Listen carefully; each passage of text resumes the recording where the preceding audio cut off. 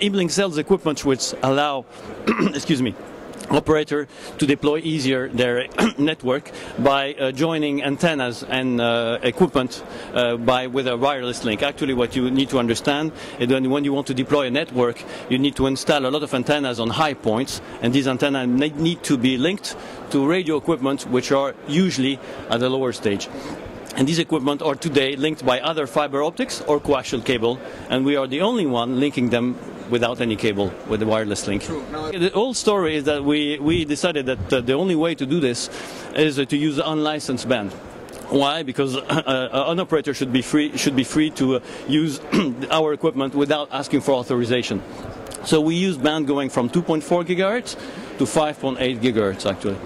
So those bands are used by our equipment to transmit both the operator signal and our managing signal, which allows to keep the signal on the all the level required from the operators. Obviously, this was among the first question operators asked us from the very beginning, and so we coped with different ways. Okay, you have different filters that allow for you to filter the interference from the other ones, but only you have filters, but you have directional antennas, and those are unlicensed band, but you still need to follow some rules and regulation.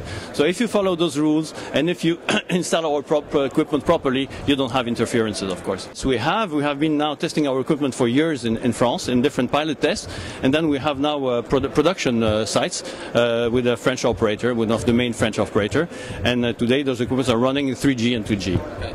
Typically, we offer a maximum distance of 100 meters. Okay, we have designed our equipment to fulfill 98% of the potential sites that are existing today. Actually, even if you have 50 meters, you would fulfill 98% of the site.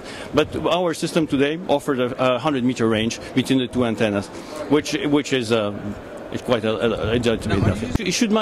actually it's not a backup. Really the idea is to bring freedom in deploying antennas. So if you have a backup, you lose the real flexibility you get from our system. So the main focus is you get more eligible site, more possibility to install different antennas and to hide them, because with this you can put them in places where you would not be able to put them with the regular cables, so you can hide them now, and it's much better. So this is for outdoors, or is more for indoors, or both? It's mainly outdoors, in a situation where, again, if you want to make this link between the radio equipment and the antenna, it's very difficult with a physical link, and it's much easier without link.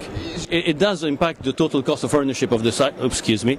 It does, of course, impact this cost.